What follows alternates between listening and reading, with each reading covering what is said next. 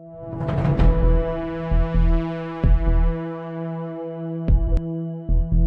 Gentleman, welcome to the diplomatic affairs. तो US और Iran के बीच सीज फायर पर दोनों कंट्रीज की अंडरस्टैंडिंग बनी थी। इस सीज फायर के मीडिएटर्स में पाकिस्तान, इजिप्ट एंड तुर्की शामिल थे, मेनली पाकिस्तान। तो आप सभी लोगों को पता ही होगा कि ट्रंप ने ईरान को जो 10 दिनों का टाइम एक्सटेंशन दिया था स्ट्रेट ऑफ हॉर्मुज को ओपन करने के लिए और यूएस के कंडीशंस को एक्सेप्ट करने के लिए, वो 6 अप्रैल को ही ख़त्म हो गया था। तो इसके बाद ट्रंप ने 7 अप्रैल को एक पोस्ट किया था ट्रुथ सोशल पे। इसमें ट्रंप ने कहा था कि आज रात एक पूरी सिविलाइजेशन मतलब एक सभ्यता मर जाएगी और इसे कभी वापस नहीं लाया जा सकेगा। मैं इसे होने नहीं देना चाहता, लेकिन यह होगा। इसके बाद ट्रंप ने कहा था कि हम लोगों ने ईरान में complete and total regime change कर दिया है। जो नए लोग आए हैं वो ईरान में अलग है, स्मार्टर है, लेस रेडिकलाइड है। तो शायद कुछ रेवोल्यूशनरी और वंडरफुल हो सकता है।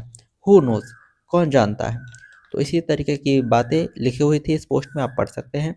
इसके बाद यूएस ने ह्यूज एयर स्ट्राइक किया था ईरान के खर्ग आइलैंड्स में, जिसमें मेनली मिलिट्री टारगेट्स को ही डिस्ट्रॉय किया गया था। ऑयल फैसिलिटी को टच भी नहीं किया गया था। तो ये सारी सारी चीज़ें हो गई। तो फिर यूएस का पपेट पाकिस्तान के पीएम शहबाज शरीफ ने 8 अप्रैल को एक्स पर यह पोस्ट किया, जिसमें उन्होंने कहा था कि मुझे यह बोलते हुए खुशी हो रही है कि ईरान, यूएस और उसके अलाइंस एक इमीडिएट सीज फायर के लिए एग्री हो गए हैं everywhere including Lebanon and elsewhere effectively immediately. मतलब लेबनन भी इस सीज फायर का पार्ट है, लेबनन भी इस सीज फायर में इंक्लूडेड है और ये जो सीज फायर है वो अभी से ही इफेक्टिव हो चुका है। इसके बाद शहबाज शरीफ ने ईरान और यूएस के डेलीगेशंस को इस्लामाबाद में इनवाइट किया फ्राइडे 10 अप्रैल 2026 को फॉर फर्दर नेगोशिएशंस, जिससे एक एग्रीमेंट ईरान और यूएस के बीच हो जाए और सभी डिस्प्यूट्स को सेटल डाउन किया जाए। इसके बाद शहबाज शरीफ ने कहा कि उन्हें आशा है कि इस्लामाबाद टॉक्स सफल होगा। इस पोस्ट से पहले शहबाज शरीफ ने एक और पोस्ट किया था ऑनगोइंग मिडिल ईस्ट वॉर को सेटल करने के लिए, मिडिल ईस्ट वॉर के सेटलमेंट के लिए, जो कि यूएस के द्वारा पाकिस्तान को भेजा गया था। ये कम्प्लीटली यूएस का ही था जो कि पाकिस्तान को भेजा गया था। आप ये देख सकते हैं, ये पाकिस्तानी बैल बुद्धि ये ड्राफ्ट हटाना भी भूल गए। हाँ, हम सबको पता है कि आप यूएस के पपेट हैं, ठीक है, लेकिन यूएस ने जो आपको भेजा है, यूनाइटेड स्टेट्स ने जो इन्हें भेजा कि लो इसे तुम एक्स पे पोस्ट कर देना, इन लोगों ने ड्राफ्ट भी नहीं हटाया, वो भी लगा दिया। वो भी भूल मतलब ड्राफ्ट हटाना भी भूल गए ये लोग और वैसे ही पोस्ट कर दिया। तो इससे तो पाकिस्तान कम्प्लीटली एक्सपोज हो गया। हालांकि बाद में इसे एडिट किया गया, लेकिन तब तक काफ़ी देर हो चुकी थी, स्क्रीनशॉट्स वायरल हो चुके थे। इनफैक्ट न्यूयॉर्क टाइम्स और इंडिया टुडे सहित कई अदर न्यूज एजेंसीज ने भी यह कहा था कि यह पोस्ट डायरेक्टली व्हाइट हाउस के द्वारा ही भेजा गया था। आप ये देख सकते हैं कि किस तरीके से मतलब कितना कंट्रोल है यूएस का पाकिस्तान के ऊपर। पाकिस्तान यूएस का एक कम्प्लीटली पपेट है, बस और कुछ नहीं है। जैसे शहबाज शरीफ ने अपने सीज फायर वाले पोस्ट में लेबनान को भी इंक्लूड किया, तो तुरंत इजरायली पीएम बेंजामिन नेतन्याहू का स्टेटमेंट आया कि लेबनान सीज फायर का पार्ट नहीं है। इजरायली ऑफिशियल्स ने कहा कि we do not trust Pakistan at all, यानी कि हमें पाकिस्तान पर भरोसा नहीं है। America use Pakistan and other countries like Qatar when they needed, यानी पाकिस्तान और कतर जैसे कंट्रीज को अमेरिका यूज करता है जब उसे ज़रूरत होता है। वहीं यूएस के वाइस प्रेसिडेंट जेडी वेंस ने यह क्लियरली कहा कि लेबनान सीज फायर का पार्ट नहीं है। वहीं जब ये पूरा का पूरा सीज फायर वाला ड्रामा चलना शुरू हुआ था, तब ट्रंप ने पोस्ट किया था कि शहबाज शरीफ और आसिम मुनीर ने उनसे रिक्वेस्ट किया है कि वह ईरान पर अटैक ना करें, उसे होल्ड कर दें, क्योंकि ईरान स्टेट ऑफ हॉर्मोज को सेफली ओपन करने के लिए एग्री हो गया है। इसके बाद ट्रंप ने कहा था कि वो भी ईरान पर सभी अटैक्स और बॉम्बिंग्स को 2 वीक्स के लिए सस्पेंड करते हैं और यह डबल साइडेड सीज फायर होगा। इस पोस्ट में ट्रंप ने यह भी मेंशन किया था कि उन्होंने ईरान से एक 10 पॉइंट प्रपोजल भी रिसीव किया है और ट्रंप को लगता है कि यह वर्केबल है और इसे नेगोशिएट किया जा सकता है। अब मैं आपको वो ईरान का 10 पॉइंट पीस प्रपोजल दिखाता हूँ। मेन प्रपोजल है जो यूएस को भेजा गया है वो पब्लिक नहीं किया गया है। हाँ हाँ, उनके जो मेन पॉइंट्स हैं उनको ज़रूर पब्लिक किया गया है। तो ये देखिए, ये पूरा पूरा वो प्रपोजल है 10 पॉइंट्स का। ये सारे पॉइंट्स हैं। उसमें पहला है नॉन एग्रेशन, मतलब यूएस और इजराइल ईरान पर कोई एग्रेशन नहीं करेंगे। सेकंड है स्टेट ऑफ हॉर्मोज पर ईरान का कंट्रोल होगा। थर्ड है एक्सेप्टेंस ऑफ एनरिचमेंट, मतलब फ्यूचर में ईरान न्यूक्लियर पावर बन जाएगा। फोर्थ एंड फिफ्थ पॉइंट में ईरान पर से सारे प्राइमरी एंड सेकेंडरी सैंक्शंस को हटाने की बात कही गई है। सिक्स पॉइंट में यूएन सिक्योरिटी काउंसिल के द्वारा जो रेस्ट्रिक्शंस लगाई गई थी ईरान के ऊपर, उसे भी हटाने की बात की गई है। सेवन्थ पॉइंट में आईएईए के द्वारा जो रेस्ट्रिक्शंस लगी हुई है ईरान पर, उसे भी हटाने की बात कही गई है।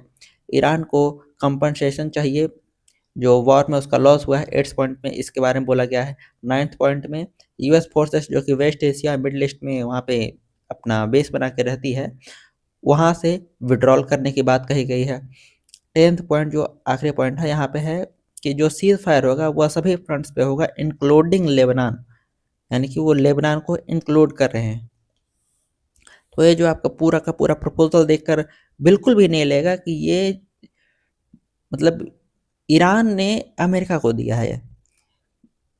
लेकिन भैया ट्रंप तो ट्रंप है, उनके बारे में क्या ही कहा जाए। उनको लगता है यही प्रपोजल वर्केबल है, और इस प्रपोजल को देखकर बिल्कुल ही ऐसा लगता है कि जैसे यूएस सरेंडर कर रहा है ईरान के सामने।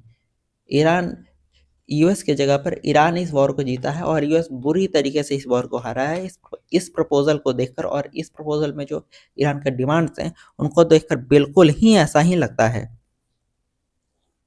तो ये जो पूरा का पूरा सीज फायर चल ही रहा था कि अभी ईरान के लवान और सिर्री आइलैंड पर अटैक किया गया। इसमें लवान आइलैंड पर ईरान का एक ऑयल रिफाइनरी अटैक होने के कारण भयंकर जलने लगा, और सिर्री आइलैंड पर भी मल्टीपल एक्सप्लोजन्स रिपोर्ट किया गया। वहीं ईरान के पार्लियामेंट स्पीकर एमवी गालिबाफ ने यह एलिगेशंस लगाया है कि सीज फायर के बाद भी एक ड्रोन ईरानी एयर स्पेस में घुसा है, जो कि शांति समझौते का एक वायलेशन है। रिपोर्ट्स के अकॉर्डिंग यह इजरायली मेड हर्मीज 900 ड्रोन था। जैसे ही यह हुआ तो ईरान ने टिट फॉर टैट फार्मूला के अकॉर्डिंग सबसे पहले तो उस हर्मीज ड्रोन को शूट डाउन किया। उसके बाद यूएई पर, सऊदी पर, कुवैत पर और इसराइल पर भयंकर रिटेलिएशन किया, और ये रिटेलिएशन रियली बहुत ही ज़्यादा भयंकर था। तो आप सारी चीज़ें समझ पा रहे होंगे। अब 10 अप्रैल 2026 को यूएस और ईरान के डेलीगेशंस पाकिस्तान के इस्लामाबाद जाएंगे। वहीं खुद जेडी वेंस भी, यहाँ पर रिपोर्ट्स में कहा जा रहा है कि जेडी वेंस भी पाकिस्तान जाने वाले हैं, जिसके कारण बहुत सारे जियोपॉलिटिकल एक्सपर्ट्स कंफ्यूज्ड हैं कि पाकिस्तान में सिक्योरिटी कंसर्न्स होने के बाद भी JD Vance vice president of USA Pakistan जाएंगे। तो ये कंसर्न्स सभी जियोपॉलिटिकल एक्सपर्ट्स के बीच बना हुआ है। वहीं इसराइल अपना कंटिन्यू मज़े में लेबनान में हिजबुल्लाह की हाइडआउट्स पर, वेपन स्टोरेज फैसिलिटीज़ पर, उनके हेडक्वार्टर्स पर अटैक कर रहा है। इसराइल ने 8 अप्रैल को यह अटैक किया था, जिसमें इसराइल के